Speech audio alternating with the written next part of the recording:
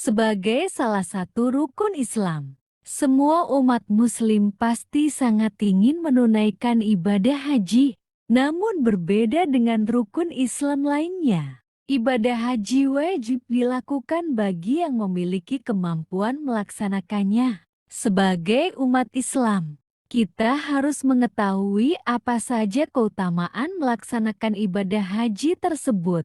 Imam Al-Hafidz Zakiyuddin Abdul Azim bin Abdul Qawi Al-Munziri dalam At-Targhib wa Tarhib minal Hadits Syarif menghimpun hadits Nabi Muhammad seputar keutamaan ibadah haji. Dalam kitab tersebut dinyatakan banyak keutamaan ibadah haji, di antaranya ampunan bagi yang melaksanakannya dan orang-orang yang dimintakan ampun oleh jamaah haji tersebut, pengabulan doa, surga, hak member syafaat kepada keluarga. Berikut sebagian riwayat yang dikumpulkan oleh Imam Al-Munziri dilansir dari No Online. Pertama, penghapusan dosa bagi jamaah haji yang tidak berbuat maksiat. Dari sahabat Abu Hurairah dari Nabi Muhammad ia bersabda, siapa saja yang berhaji lalu tidak berkata keji dan tidak berbuat dosa, niscaya ia pulang suci seperti hari dilahirkan oleh ibunya.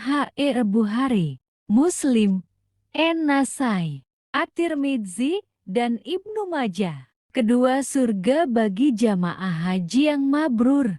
Dari sahabat Abu Hurairah dari Nabi Muhammad ia bersabda, umrah atau berumrah merupakan kafarah dosa di antara keduanya. Sedangkan haji mabrur tiada balasan baginya kecuali surga.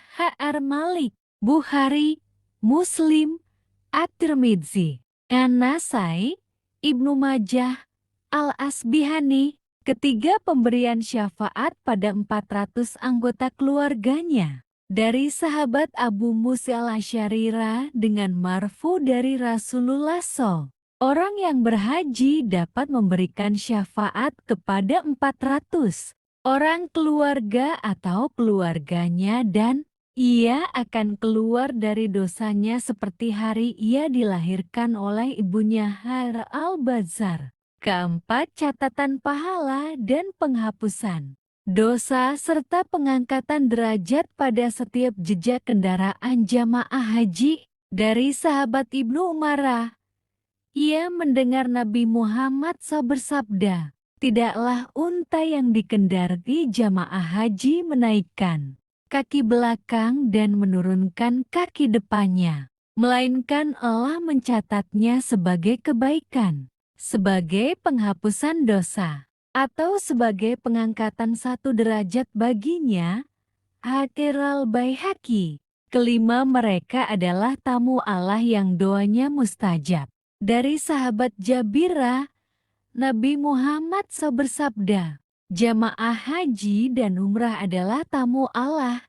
Allah memanggil mereka, lalu mereka memenuhi panggilannya dan mereka meminta kepadanya. Lalu Allah memberikan permintaan mereka. Al-Bazzar. Keenam, terbukanya pengampunan dosa. Dari sahabat Abu Hurairah, Nabi Muhammad bersabda, jamaah haji dan umrah adalah tamu Allah. Jika mereka berdoa, Allah memenuhi permintaan mereka, dan jika mereka meminta ampun kepadanya, niscaya Allah mengampuni mereka. Ibnu Majah dan Ibnu Hibban. Ketujuh, garansi ampunan bagi orang yang dimintakan ampun oleh jamaah haji. Dari sahabat Abu Hurairah, Nabi Muhammad pernah berdoa, ya Allah, ampunilah jamaah haji dan orang yang dimintakan ampun oleh jamaah tersebut. Al-Hakim. Kedelapan, jaminan kesehatan lahir dan batin di dunia. Dari sahabat Abu Zarrah, Nabi Muhammad bercerita, Nabi Daud pernah berdoa, Tuhanku, Apa yang didapat hamba-Mu bila mereka mengunjungi-Mu pada rumah-Mu? Allah menjawab, setiap pengunjung memiliki hak atas yang dikunjungi. Wahai Daud, sungguh mereka berhak mendapatkan kesembuhan di dunia dan ampunan dariku ketika kelak kujumpai mereka di akhirat. Har At-Tabarani 9.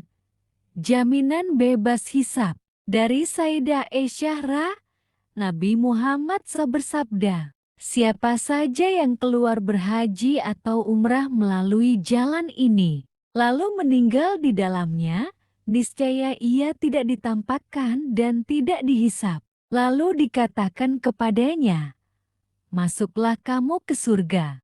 Aisyah berkata, Rasulullah bersabda, sungguh Allah bangga terhadap orang-orang yang tawaf. Hatara Tabarani, Abu Yala, Ad-Darukutni, dan Al-Baihaqi. Ke-10 jaminan Allah berupa pahala. Nabi Muhammad bersabda, sungguh, Ka'bah ini merupakan salah satu tiang Islam. Siapa saja yang berhaji mengunjungi,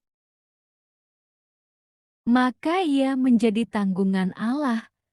Jika ia meninggal, maka Allah memasukkannya ke surga. Jika Allah mengembalikannya kepada keluarganya, niscaya Allah memulangkannya dengan pahala dan ganimah. Hatara Tabarani. Ke-11 jamaah haji yang meninggal dibangkitkan dengan talbiyah. Dari sahabat Ibnu Abbas, ia bercerita, ketika sedang wukuf bersama Rasulullah di Arafah, seseorang tiba-tiba terjatuh dari kendaraannya, lalu membuat lehernya patah, kemudian meninggal dunia. Rasulullah mengatakan, mandikanlah ia dengan air dan daun bidara. Kafankanlah pada 2 lapis. Jangan berikan obat pengawet dan jangan tutup kepalanya. Karena Allah akan membangkitkannya pada hari kiamat dalam keadaan bertalbiyah. Bukhari, Muslim, dan Ibnu Huzaimah. Demikian sejumlah keutamaan ibadah haji yang perlu kita ketahui.